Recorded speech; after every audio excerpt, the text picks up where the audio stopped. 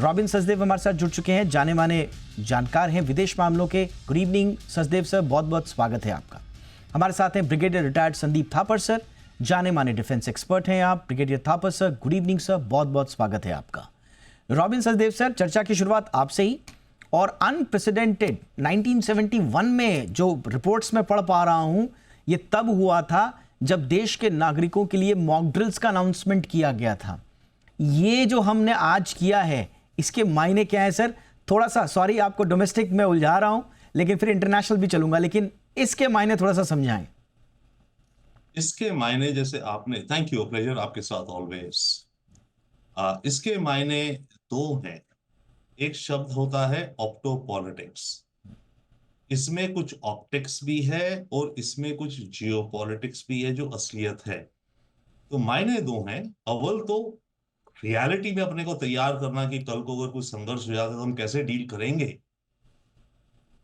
कोई भी अगर वॉर स्पाइरल आउट होती है तो कहीं से कहीं जा सकती है, तो उसके लिए देश को, एक्चुअली ये देश की यूनिटी और देश को बांधता भी है कि अगर कुछ हुआ तो संकट से कैसे हम डील करेंगे। That is one. अपनी तैयारी एंड प्रैक्टिस मेक्स परफेक्ट। पर दूसरी बात है, ये ऑप्टिक्स भी है। इसके जरिए मैसेज भी जा रहा है। अब कह नहीं सकते कि हम कुछ करेंगे और पाकिस्तान कुछ करेगा तब हमें इसकी जरूरत पड़ेगी। हो सकता है हम कुछ ना करें, राइट, पर हम ये ऑप्टिक्स भी दे रहे हैं। तो जैसे आप कह रहे थे, मल्टी लेवल्स पर इस समय इंडिया की, आई थिंक, इंडिया के वेक्टर्स चल रहे हैं, साइकोलॉजिकल चल रहे हैं, financial, diplomatic, water resources, military options, financial diplomacy आप कहें। अभी आप बता रहे हैं एडीबी की, हम उस पे बात पे आएंगे, वो कितना इफेक्टिव होता है वो भी चैलेंज है, क्योंकि एडीबी में और आईएमएफ में दोनों में चाइना डोमिनेट भी करता है। तो या I mean in fact ADB number 2 और आईएमएफ नंबर 3। तो चाइना हर चीज को वहां वीटो भी करेगा। एनीवे उसमें जब डीपर जाएंगे।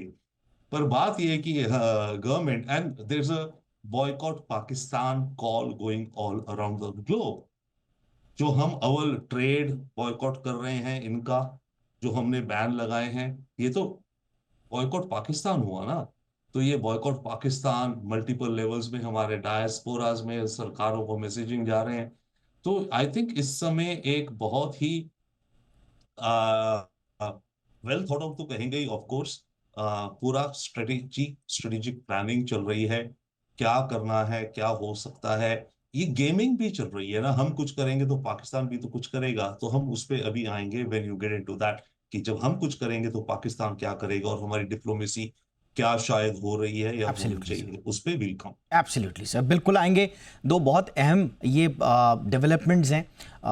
निर्मला सीतारमण जी ने एडीबी चीफ से मुलाकात में कहा है कि आप लोन की फंडिंग रोकिए। हम इसके मायने समझेंगे सर आपसे डिटेल में। अब ज़रा आते हैं जो हम संकेतों की कड़ी जोड़ने की कोशिश कर रहे हैं। ब्रिगेडियर थापर सर, जो तीनों सर्विसेज के चीफ्स हैं, उनसे तो मुलाकात हुई और उसके बाद आज डिफेंस सेक्रेटरी से मुलाकात, फिर नेशनल सिक्योरिटी एडवाइज़र से मुलाकात।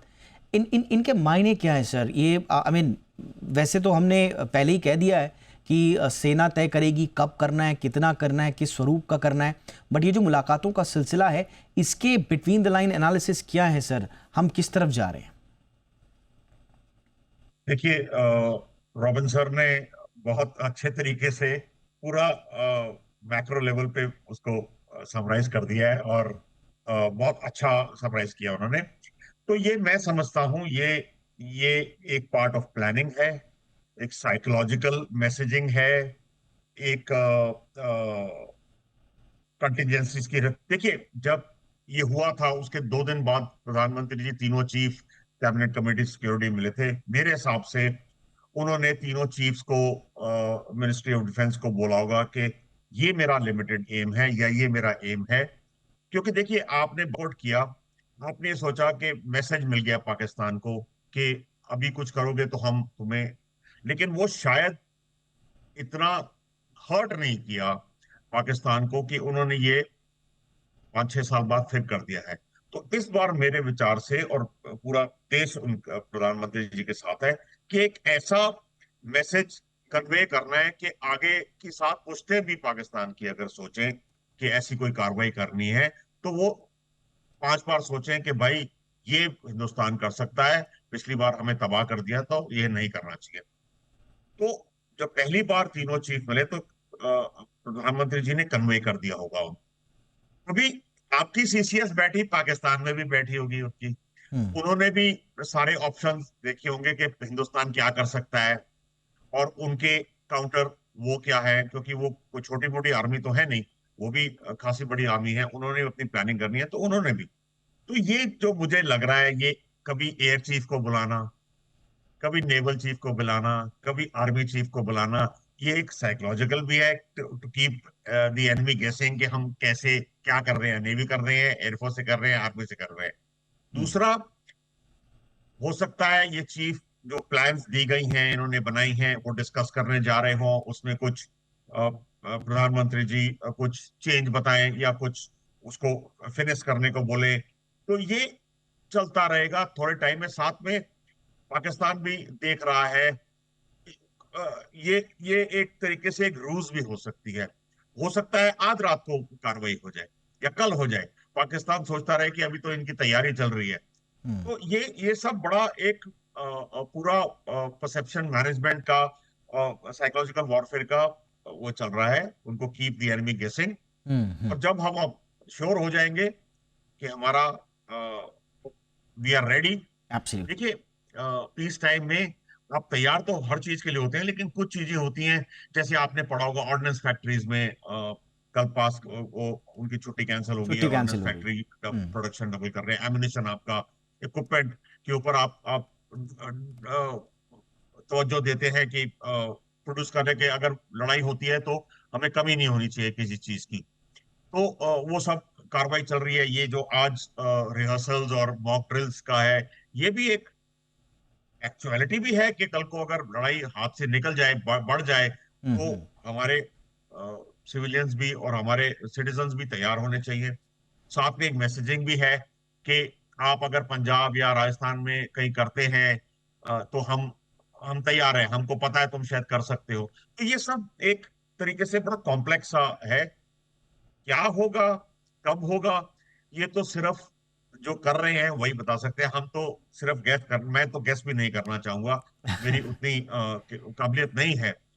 लेकिन जो भी होगा, मुझे इतना पक्का है कि इस बार जब होगा तो एक बहुत ही घातक मैसेज जाएगा पाकिस्तान को कि ये अब हम टॉलरेट नहीं कर सकते। तो उसका इंतजार एब्सोल्युटली। करते हैं, और कितना वो उसके बाद बढ़ जाता है, आगे की एब्सोल्युटली। अब देखेंगे ये आगे कितना। यही बात जो है ना, कितना आगे बढ़ेगा, वो कितना एस्केलेट होगा, कैलकुलेशंस शायद इस बात पर ही हो रही हैं, क्योंकि हमें लगता है जो अभी तक हम समझ पाए हैं संकेतों को कि सबक तो सिखाया जाएगा, लेकिन किस तीव्रता का वो सबक होगा, और उस तीव्रता के बाद कहीं उसके एस्केलेट होने के खतरे तो नहीं हैं, क्योंकि ऐसा भी लग रहा है कि दुनिया के जो तमाम लोग बातचीत कर रहे हैं हमारे साथ, समर्थन जाहिर कर रहे हैं अंतर्राष्ट्रीय स्तर के, उन्होंने शुरुआत में तो सब ने कह दिया कि बिल्कुल आपका अधिकार है, आपके संप्रभुता पर, आपके निहत्थे नागरिकों पर हमला हुआ है, उनकी हत्या हुई है, आपका अधिकार है बदला लेना,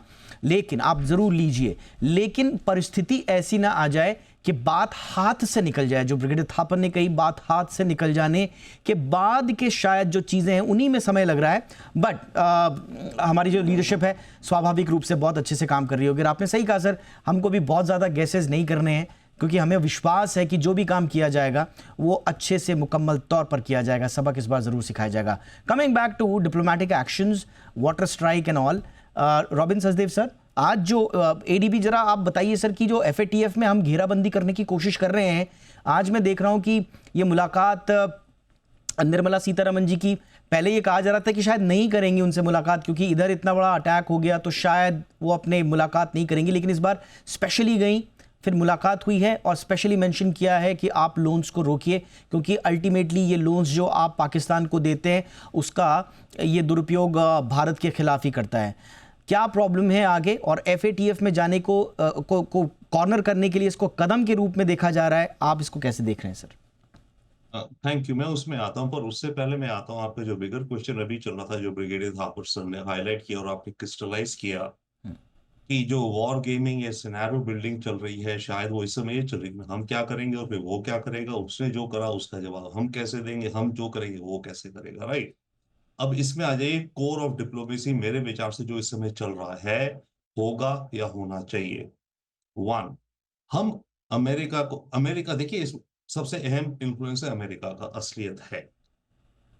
हमको दुनिया को ये कहना है कि हमारी जो डॉक्ट्रिन है ना, ये है tit for tat.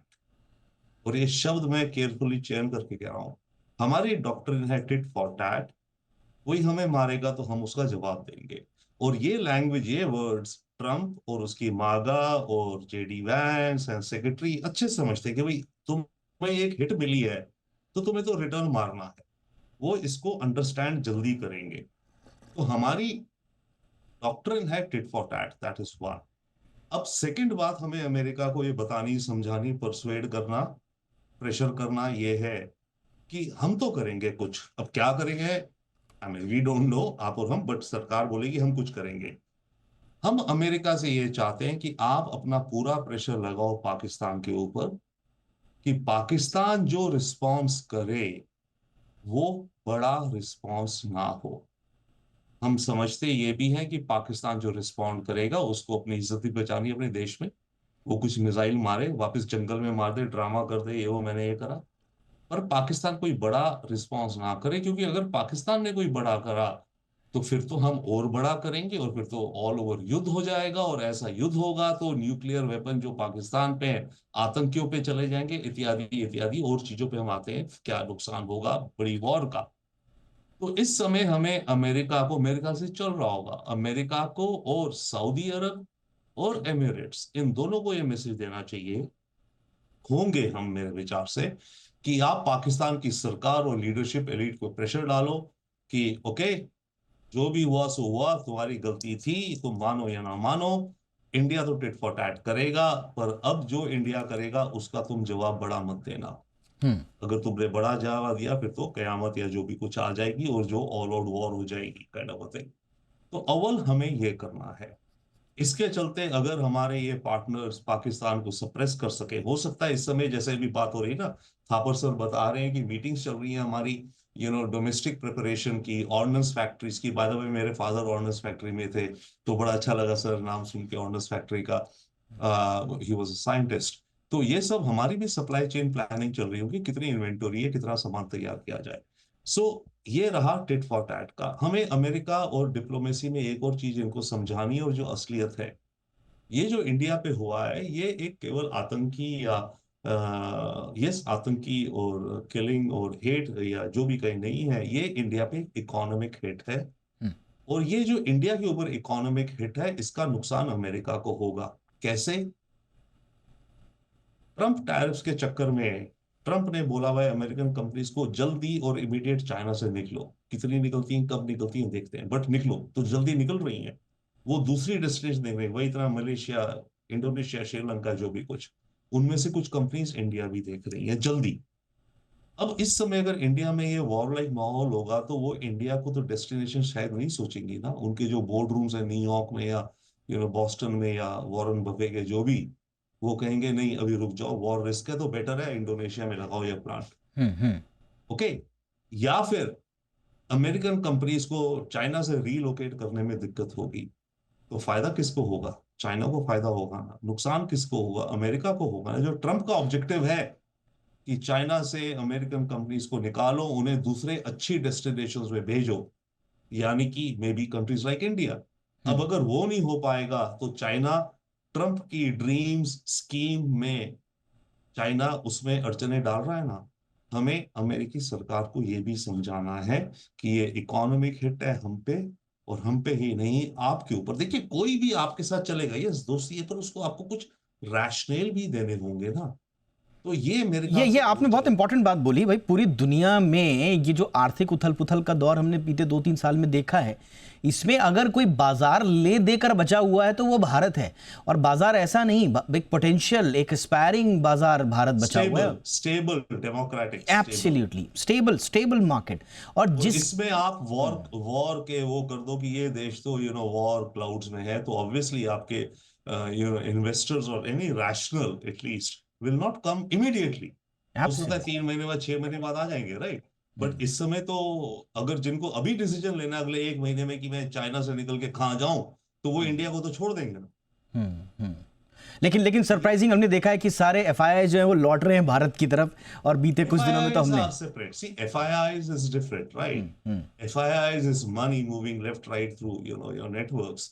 We are talking about supply chains and production facilities, absolutely okay, which is a very different ball game. तो नहीं ये बिल्कुल एक बिल्कुल सही, economic क्योंकि भारत में वो पोटेंशियल है। अगर दुनिया में कोई बड़ा आर्थिक कोई उथल पुथल होती है तो स्वाभाविक रूप से, जैसा हमने कहा, कि एक स्टेबल मार्केट अगर कहीं है इस वक्त पूरी दुनिया में तो वो भारत है। और वो इतना बड़ा है कि एक साथ कई देशों की जो है, लेबर है, हमारे पास लेबर है, Absolutely. कॉस्ट एडवांटेज है। तो इस समय ये जो है ये इकोनॉमिक हिट है। कहा जाता है कि श्रीनगर की इकोनॉमी को नहीं, this is economic hit. Thapar sir कुछ जोड़ना चाह रहे हैं? यस सर, थापर सर कुछ जोड़ना चाह रहे हैं? थापर सर, ये आपका इकोनॉमिक चैनल है और बहुत अच्छा बोल रहे थे रॉबिन सर। मैं एक चीज और ऐड करना चाहता हूँ कि लड़ाई का एक एलिमेंट है जो तैयारी, नंबर्स और डेटरेंस, इक्विपमेंट के कितना vis-a-vis हमारी 10 लाख है तो उनकी 7 लाख है, तो कितने हवाई जहाज है, कितने टैंक है, वो एक एलिमेंट है। दूसरा है जब लड़ाई होगी तो इकोनॉमी के ऊपर बहुत बहुत बड़ा असर पड़ता है। अब पाकिस्तान की इकोनॉमी 350 बिलियन के आसपास है और हम 12-13 टाइम उसके ट्रिलियन है। धक्का हमें भी लगेगा अगर लंबा लड़ाई खिंचती है, लेकिन पाकिस्तान तो जमीन पे आ जाएगा, वो घुटने टेक देगा, क्योंकि उसके पास तो मेरे ख्याल 5-6 दिन से ज्यादा के फॉरेन एक्सचेंज भी नहीं है। और वैसे ही महंगाई इतनी है, प्रॉब्लम अंदरूनी उसकी प्रॉब्लम बहुत चल रही है, और लोन पे जिंदा है। हर एक लोन आता है तो दूसरा चुकता होता है। तो मुझे नहीं लगता कि पाकिस्तान ज्यादा टाइम तक लड़ाई को सस्टेन कर पाएगा, अनलेस उसको बहुत ज्यादा असिस्टेंस मिले, जो चाइना देने से रहा। टर्की थोड़ा बहुत दे रहा है, एक आध और मुल्क दे सकता है, लेकिन इतनी भी नहीं कि वो लगातार लड़ता रहे। तो एक इकोनॉमिक फैक्टर भी उनकी प्लानिंग में जा रहा होगा कि भाई हम कितने दिन लड़ सकते हैं इनके साथ। और तो वो उनका डिक्टेट करेगा, उनका एक्शन क्या होगा। जब हमारा होगा तो उनका आपने बहुत अच्छी बात बोली थापर सर। यहाँ पर एक सवाल, थापर सर मेरा आपसे ही सवाल है, यहाँ पर एक सवाल मेरा मन में आता है कि हमसे कहा जा रहा है कि आप इतना एस्केलेशन मत कीजिए कि बिल्कुल फुल स्केल वॉर हो जाए। नो डाउट कि पाकिस्तान ज़्यादा उसको सस्टेन नहीं कर पाएगा, लेकिन एक उजड़ा हुआ पाकिस्तान या तितर बितर या बिखरा हुआ पाकिस्तान कहा जाता है कि वो हमारे लिए और ज़्यादा परेशानी का सबब बना रहता है। तो हमारी उसमें उस दिशा में क्या कैलकुलेशंस होंगी? फिर वहां तो फिर वो कुछ भी कर सकते हैं ना, रोग स्टेट है, वो कुछ भी कर लेगा। फिर जब एग्जिस्टेंस पर आ जाएगा तो कोई भी ऐसा फैसला ले लेगा। ऐसे स्टेटस तो आएगा नहीं कि bomb them back to stone age. आपकी बात सही है कि अनस्टेबल पाकिस्तान हम बोलते हैं नॉट इन आवर इंटरेस्ट, लेकिन अगर आप बेसिकली न्यूक्लियर उनकी कैपेबिलिटी के बारे में सोच रहे हैं कि अगर उनकी तितर बितर हो गए तो उनके न्यूक्लियर एसेट्स को कोई भी इस्तेमाल कर सकता है, उस केस में मुझे लगता है कि अगर ऐसा केस आएगा नहीं, लेकिन ऐसा केस आया तो अमेरिका और दूसरे मुल्क एंटर करेंगे और सिक्योर करेंगे न्यूक्लियर एसेट्स, ताकि वो, क्योंकि वो जरूरी नहीं है कि हिंदुस्तान के ऊपर चले, वो किसी और के ऊपर भी चल सकते हैं। तो ऐसे एलिमेंट्स, ये ऐसे एसेट्स उग्रवादियों और टेररिस्ट के हाथ में तो आप नहीं छोड़ सकते। तो कुछ एलिमेंट्स आएंगे उसमें, लेकिन ऐसी स्टेज आएगी नहीं कि पूरी पाकिस्तान तहस नहस हो जाए, गवर्नेंस चली जाए और कुछ रहे ना, जैसे इराक में गया था पहली लड़ाई के बाद, जब अमेरिका ने किया था। तो वो मुझे नहीं लगता होगा। हाँ, ऐसी स्टेज आ जाएगी कि उसको, जैसे कि पिछली बार कारगिल में वो भाग के गया था मुशर्रफ के कहने पे, नवाज शरीफ क्लिंटन के पास बोलने के लिए कि भाई हमको बचाइए, हिंदुस्तान को बोलिए। ऐसी स्टेज आएगी थोड़े दिन के बाद, 15-20 दिन के बाद पाकिस्तान खुद हाथ जोड़ के यूएन में या अमेरिका को या लोगों को बोलेगा, चाइना को बोलेगा कि हमें बचाइए, हिंदुस्तान को बोलिए कि ये मत करें। ऑल राइट सर, अब ज़रा ये बताइए सचदेव सर कि पाकिस्तान के साथ इस वक्त कौन कौन है? चाइना तो भाई साफ कह रहा है, लग ही रहा है कि वो यूएन में बैक करेगा। ईरान भी कुछ कुछ ऐसे संकेत दे रहा है। हालांकि वो दोनों की बात कर रहे हैं, ईरानियन मिनिस्टर जो हैं वो कह रहे हैं कि हम भारत पाकिस्तान दोनों जाएंगे और आप थोड़ा सा दूर रहिए। आज पुतिन साहब ने तो अपना समर्थन दे दिया, बट नेवर नो कि आगे वो किस लेवल का होगा। तो इस समय ले देकर टर्की का एक है जिसने खुला समर्थन दिया था। अभी पाकिस्तान के साथ कौन कौन खड़ा है सर? और अगर हम कैलकुलेशंस के हिसाब से अगर हम बात करें हमारे दोस्त बनाम उनके दोस्त, तो अभी उसकी स्थिति क्या है? Interesting comparison, but okay sure, let's take a shot at it. देखिए, दो चीज है, आपके साथ कौन खड़ा है कौन नहीं खड़ा है, इसके मायने क्या हैं? वर्ड्स कह दिए आपके साथ खड़ा हूं, क्या मतलब है? जो इस समय पाकिस्तान के साथ खड़े हैं, अगर हम एक एंगल से कहें तो चाइना है। पर चाइना इसलिए खड़ा है अमंग्स मल्टीपल एंगल्स क्योंकि 70% पाकिस्तान की army is Chinese weapons and equipments. और याद रखिए, केवल जब वॉर या कुछ शुरू होता है तो पाकिस्तान को इमीडिएटली, अभी बात हो रही थी ना सप्लाई चेन्स की और ऑर्डिनेंस फैक्ट्रीज की, गोले बारूद, पाकिस्तान को वो गोले बारूद चाहिए होंगे जो चाइना उसे देगा, बट उसकी कीमत लेगा। सिमिलरली, और यस, डिप्लोमेटिक फ्रंट पे चाइना पाकिस्तान के साथ खड़ा होगा, जहां कुछ बॉटम लाइन आई चाइना शायद वीटो करेगा उसको, and that includes going back your Asian development bank and IMF. इन दोनों में प्रेशर डाल रहे हैं कि लोन्स पे कंडीशंस लगाओ, बट असलियत यह है कि आईएमएफ में China number 1, America number 2, Japan number 3, China influential है वोटिंग वेट के हिसाब से। और एडीबी में चाइना नंबर 2 है, नंबर 1 जापान है डोनर एंड नंबर 2 चाइना है। तो इन दोनों में bottom line end of the day China है। तो ये आईएमएफ और एडीबी में हाल वैसे हो जाएंगे जैसे यूएन सिक्योरिटी काउंसिल के हैं, जो भी हम लेकर के जाएंगे एंड में चाइना वीटो कर देगा। तो हम प्रयास तो करेंगे, चाइना को एक्सपोज करेंगे, वो अलग रखिए। नाउ पाकिस्तान के साथ जो खड़े होंगे या तो डिप्लोमेटिकली खड़े होंगे या मिलिट्री सप्लाई वाइज, कोई ऐसा तो खड़ा नहीं होगा जो उसको बोलेगा $100 मिलियन का चेक है, तुम लो, तुम्हें जो करना है करो। बाय द वे, हमारे साथ भी कोई ऐसा खड़ा नहीं होगा। हमारे साथ भी जो खड़े होंगे बनाम भारत बनाम ये अमेरिका खड़ा होगा, ठीक है, डिप्लोमेटिकली वो हमारे को रेजोल्यूशंस में हमारे साथ खड़ा होगा, इत्यादि इत्यादि। बट हमें जो अपने अमेरिकन वेपन्स की जो सप्लाईज चाहिए होंगी, अमेरिका हमसे पैसे लेगा, हम खरीदेंगे स्पेयर्स, मेंटेनेंस या जो भी है, गोले बारूद। हमारे साथ फ्रांस खड़ा होगा, हम उसको पैसा देंगे, हम उससे भाई उनके रफेल है, उनके जो मिसाइल्स है या जो भी कंपोनेंट है हमें ले, तो हमारे साथ खड़े तो होंगे पर पैसा लेंगे। इजराइल हमारे साथ खड़ा होगा, इंटरेस्टिंग पैसा सर। लेगा। यानी कि दोस्ती तो होगा, दोस्ती का अब आप वो कितनी जेन्युइन दोस्ती है या सिर्फ नकाब वाली है, बट हमारे लिए आपदा, उनके लिए अवसर ज़रूर भूनेंगे वो। ब्रिगेडियर थापा सर, आपसे एक बहुत इंपॉर्टेंट क्वेश्चन मैं पूछना भूल गया था कि हर कोई कह रहा है कि साहब आप नॉन काइनेटिक तरीके से जाइए, आप क्यों जा रहे हैं फुल स्केल वॉर की तरफ? बट ये नॉन काइनेटिक जितनी रोड्स हैं सर, वो भी तो लीड कर रही हैं फाइनली एक काइनेटिक एक्शन की तरफ, क्योंकि आपने सिंधु जल समझौता रोका, पाकिस्तान साफ कह रहा है कि it is an act of war.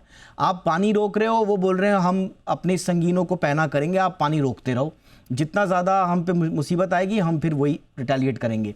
आप ट्रेड टाइट सस्पेंशन करोगे, एग्जिस्टेंशियल क्राइसिस आएगी, फिर वो कुछ ना कुछ ऐसी हरकत करेंगे। कराची पोर्ट को आप कहते हैं सबकी साहब इसको बिल्कुल आप ब्लॉक कर दो, वहाँ का ब्लॉकेट अगर होगा, जाहिर सी बात है पाकिस्तान फिर कुछ ना कुछ ऐसी हरकत ज़रूर करेगा प्रेशर को रिलीज़ करने के लिए कि हमको फिर अल्टीमेटली काइनेटिक अप्रोच के साथ आना ही पड़ेगा। तो सर ऐसे में क्या हम पहले ही कर दें उसको, ऐसा डरा धमका दें कि भाई खामोश रहो, हिमाकत मत करना, या फिर इस तरह से प्रेशर बिल्टअप करते रहें और फिर जब वो कोई एक्शन ले तब हम फाइनल वॉर की तरह कुछ करें? सर यहाँ पर थोड़ा समझाइए सर। देखिए, पहले मैं एक और ऐड करना चाहूंगा जो रॉबिन सर ने समझाया, उसके साथ एक और आप ये भी याद रखिए कि सीपीसी बन रही है, चाइना बना रहा है टुवर्ड्स द अरेबियन सी, तो वो पीओके में से जा रही है। तो कुछ खड़े होके बोलते हैं पीओके को, हमने POK take, let's take POK. ये फैक्टर सोचते नहीं है कि चाइना भी स्टेक है उसका, इंपॉर्टेंट स्टेक है, तो एब्सोल्युटली। वो बाकी पाकिस्तान में जो है वो तो वो है, लेकिन जो पीओके में उसका स्टेक है, तो वो फैक्टर अभी हमने देखना है कि अगर हम वहां जाते हैं।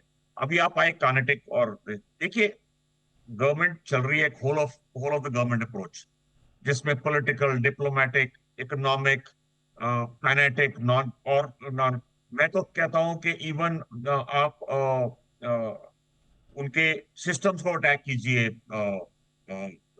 जैसे आपने देखा होगा कि आप उनके न्यूक्लियर इंस्टॉलेशंस के आप साइबर अटैक करके उनके सिस्टम को बर्बाद कर सकते हैं, वो भी किया जा सकता है।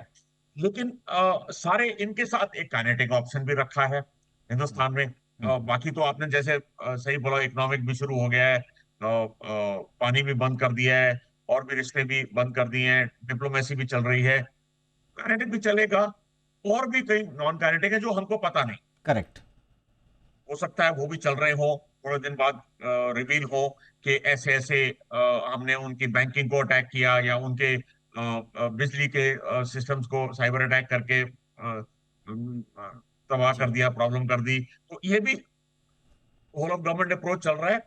आई एम श्योर इसमें भी इसके साथ भी बहुत डिविडेंड्स मिल सकते हैं, जो आप काइनेटिक से शायद ना मिल सके, वो इससे भी तबाही कर सकते हैं एक मुल्क की, अगर आप सिस्टम्स को हिट करें। आपने बिल्कुल सही कहा कि अगर स्ट्रेटेजिक नॉन काइनेटिक अगर ऑप्शंस हो, तो वो जो काइनेटिक जो डिटरेंस को रिस्टोर करने के लिए, क्योंकि डिटरेंस अभी नहीं रही एक तरह से ऐसा लग रहा है, तो डिटरेंस को रिस्टोर करने के लिए आपके पास सारे ऑप्शंस हैं। नॉन काइनेटिक ऐसे ऑप्शंस भी हो सकते हैं जो शायद काइनेटिक से ज़्यादा सबक सिखाएं, वो ऑप्शंस भी हैं। लेकिन अब वो उनकी परिणति आखिर जाके क्या होगी, क्या पाकिस्तान सुधर जाएगा नॉन काइनेटिक एक्शंस के बाद, फिर ऐसी हिमाकत नहीं करेगा, या फिर बिल्कुल घिरा हुआ पाकर खुद इस तरह की हरकत कर देगा कि फिर भारत को मजबूर होना पड़े कोई प्रहार करने के लिए, ये भी देखना बाकी होगा। लेकिन सारे ऑप्शंस हैं, आपने बिल्कुल सही कहा आप दोनों ने कि सारे ऑप्शंस भारत के पास हैं। भारत धीरे धीरे उन ऑप्शंस की तरफ बढ़ रहा है। अच्छी बात यह है कि भारत जल्दबाजी में कतई नहीं दिख रहा, सारे चीज़ों को दुरुस्त करके धीरे धीरे पूरे अंतर्राष्ट्रीय समुदाय के साथ साथ अपनी जनता के साथ साथ सबकी सुरक्षा सुनिश्चित करते हुए, सबका भरोसा सुनिश्चित करते हुए हम आगे जा रहे हैं। जो भी परिणति हो, हमारी तंत्र, हमारी सरकार, हमारी सेना सक्षम है, और जो भी वो आगे बढ़ेंगे हमें लगता है कि वो देश हित में ही होगा। बहुत बहुत धन्यवाद आप दोनों का वक्त निकालने के लिए। Brigadier Thapar sir, thank you so much sir. Robin Sachdev sir, thank you so much sir for your time.